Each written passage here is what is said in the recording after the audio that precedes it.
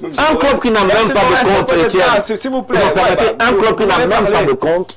Vous avez honnêtement, on a dit en 2026, c'est pas possible. Tu participes pas. Dans tous les cas, je crois que la Fédération camerounaise de football va faire son travail avec des avis qui sont émis sur le plateau pour qu'on ait quand même, on ressemble quand même à quelque chose de professionnel. On doit exposer cette loi. Même si on est encore là-bas. Oui. C'est la Ligue de football de l'époque qui n'avait pas suffisamment fait le job. Parce que les dirigeants de la Ligue auraient pu mettre sur la table cet ensemble d'exigences quand même. Ils ont mis ça, mais ils n'ont pas été capables de contrôler avec beaucoup de rigueur. En fait, ce que vous êtes en train de dire, Sam Sévérin, il dit qu'au sont passés les droits de TV, le logo du sponsor du championnat fait quoi sur les maillots des clubs? Qui diffuse d'abord le championnat? Il y a beaucoup Est-ce qu'il y a quelqu'un qui diffuse d'abord? Il y a un diffuseur. On va sortir, c'est un sujet qu'on va peut-être revenir. Bonsoir à tous. Ça me fait allusion à la DNCG. Oui, on l'a dit, c'est le gendarme financier, mais c'est pas le même contexte. Ici, c'est l'État qui a voulu stimuler le professionnalisme via la LSPC, avec notamment un appui au club. La FECAFOOT ne sait pas, la charité, mais redistribue. Sam est dans un faux débat. Ce n'est pas l'argent de Samuel Eto'o, s'il vous plaît. C'est lui mis en jeu par l'État. L'argent du partenaire n'est pas non plus de la charité, mais une contrepartie. C'est Yann Renaud qui nous envoie le message. Je crois qu'il n'a pas peut-être bien compris. Sam, bonsoir à tous sur le plateau. Qu'est-ce que les clubs apportent réellement aux sponsors? C'est M. Aziz qui nous pose la question.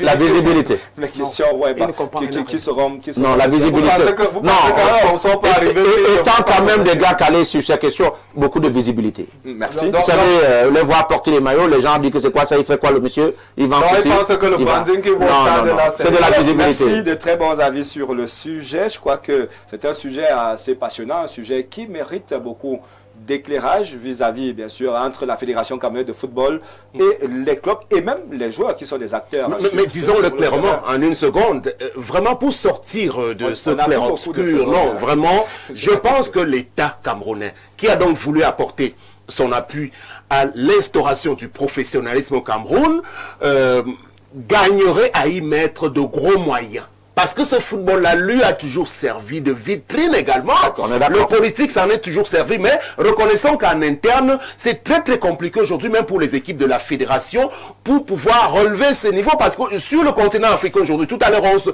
s'en prenait au pays du Maghreb. Heureusement pour eux, ils essayent quand même d'être professionnels là-bas. Mais en Afrique noire, en dehors de la RDC avec les tout-puissants Mazembe, peut-être la Côte d'Ivoire, la Tanzanie, de temps en temps. Bon, alors, le Cameroun, aujourd'hui, on a de la peine à se mettre au niveau. Si l'État met de gros moyens, je pense qu'on peut il faut dire clairement, c'est qu'on a un État qui n'aime pas le football. Là, c'est très fort. Oui, non, mais c'est vrai. Je crois, mais c'est vrai. Si on voit aujourd'hui le degré de décrépitude du sport, moi je ne parle pas du football. Dans l'État aime les lions indomptables. Non, les lions indomptables, sur le petit écran, on parle justement on parle de la place, bien sûr, qu'occupent les locaux à la sélection nationale des lions indomptables. Je crois que dès demain, David Pabou entre en stage, un stage de 4 jours avec les joueurs du championnat national de football professionnel du Cameroun. C'est un sujet en fait, on va y revenir. Je propose qu'on ait 30 secondes, chacun sur le plateau. Vraiment 30 secondes, et puis on va sortir, puisque on a eu de belles actualités ce soir qui nous ont pris assez de temps. On va commencer par Franck-Lucien Memé, on compte 30 secondes. Ben écoutez, ils ont une place. J'ai entendu quelque chose qui n'était pas tout à fait vrai il y a quelques jours de la part du président de la Fédé qui disait que pendant la CAN qui est passée, on avait des joueurs locaux sur le terrain. Il y avait qui? Somba. Il n'était pas sur le terrain. Ben, il faisait partie de la sélection, mais il n'était pas sur le terrain. D'accord. Il faut que ce soit clair. Et je ne comprends pas. Chaque saison, je prends seulement les choses depuis que Samuel est arrivé.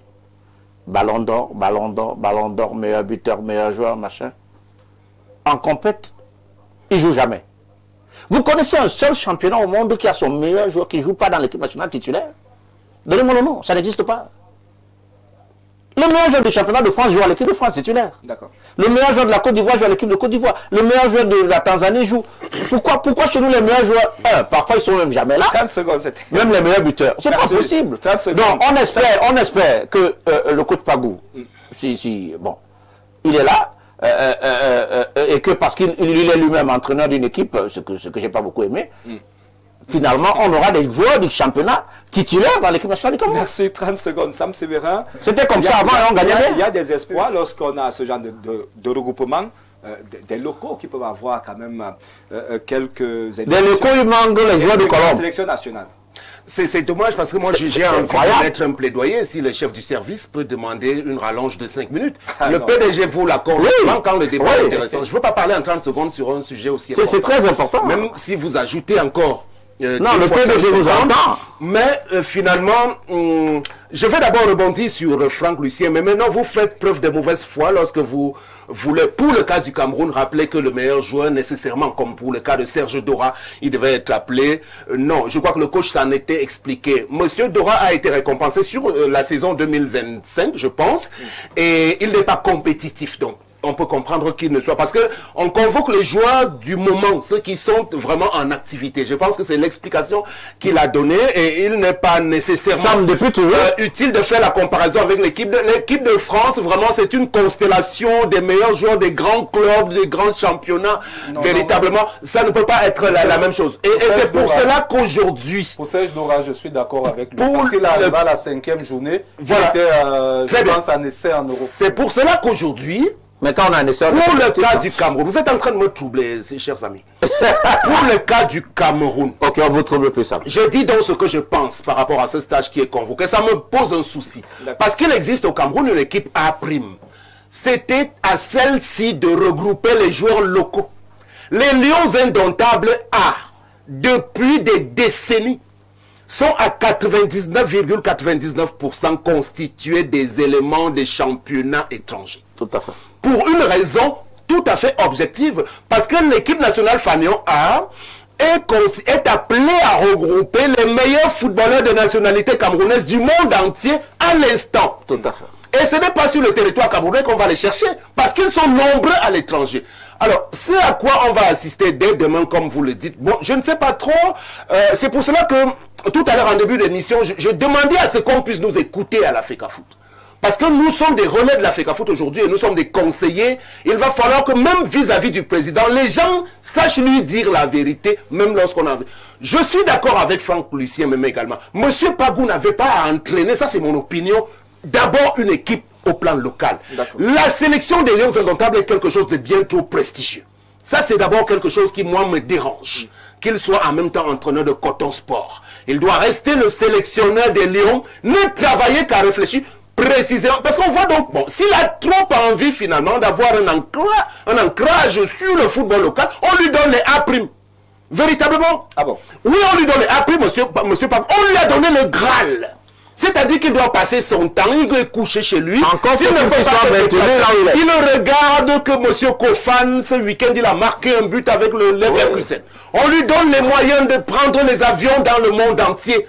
Il n'a rien à faire à Coton Sport de Garoua. Ça, c'est quelque chose que j'ai envie de dire très concrètement parce que c'est une équipe, la vitrine du football camerounais. Ce sont ces Lions A aujourd'hui. D'accord. Donc, ils choisissent donc de regrouper les joueurs locaux. Ils sont une trentaine, je ne sais pas comment. 30 joueurs. 30. Une trentaine de joueurs, c'est pourquoi faire. Et pour nous retenir Parce deux que gars, si on ne retenir que un ou on peut regarder les matchs et on voit des joueurs. Ce n'est pas des Lions indomptables dont il est question. Ça, c'est l'équipe A'. Merci. Bon, maintenant, si l'équipe A' a déjà été supprimée, qu'on nous le dise aussi. Hein. D'accord. En réalité, véritablement. Monsieur Pagou est sélectionné sous la supervision de Ntungu des meilleurs footballeurs de nationalité camerounaise évoluant dans les 4-5 continents. Merci. C'est ça, s'il n'a pas compris son job description, vraiment c'est celui-là. On a la pression de la réalisation. On va écouter en 30 secondes Fidel Castro sur la question. Je crois que la réalisation va nous permettre des 30 secondes. D'abord, je voudrais féliciter M.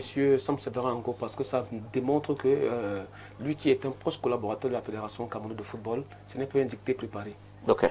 Vous comprenez que quand il veut parler à la Fédération, chacun est libre de dire ce qu'il pense en toute objectivité parce qu'il est allé à l'école pour ça, il a son franc-parler. On ne va pas dire qu'ils sont venus faire un dicté préparé. C'est pour ça que je voudrais rappeler ici deux choses. C'est que en 2010, lorsque M.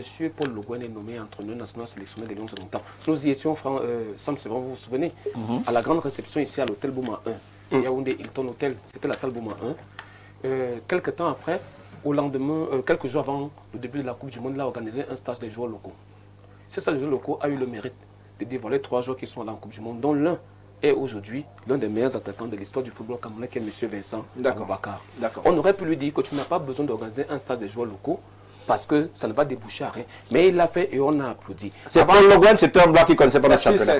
L'émission est terminée. Et il voulait justement que les gars du championnat soient là. S'il vous plaît, si vous ne voulez pas, Lucien. Non, c'est différent. S'il vous plaît, on va nous couper. Ce que je voudrais dire, c'est que ce que M. David Pagou est en train de faire aujourd'hui, c'est à saluer. Parce que celui que M. Franck Meme est venu défendre sur ce plateau n'a pas eu le mérite. Je suis pas venu défendre un seul match du football camerounais. Il n'en a jamais appelé au camp. Mais M. David Pagou a eu le mérite d'amener ce que vous dites qu'il n'a jamais joué. Non, il a appelé quelques joueurs sur le joueur. Il n'a appelé personne. Non, si, il faudrait arrêter. Quand M. Nicolas a amené un joueur de colonne sportive du Dja et Lobo en Coupe du Monde et qui a délivré une part décisive. Vous n'avez jamais eu le mérite de le dire. On l'a dit. Peut-être des fois, qui n'a jamais visité. On l'a dit, monsieur. On a tous reconnu que Belair était un bon joueur. Vous avez fait ça. Mais merci. On l'a reconnu. Merci de nous avoir suivis. Faut pas faire ça, monsieur. C'est terminé. Merci d'être passé sur le plateau. Vous n'étiez pas obligé de sortir par là. C'est venu dans cette émission également le maestro Patrick Mbala avec de nombreux informations. Ce soir, à jeudi prochain pour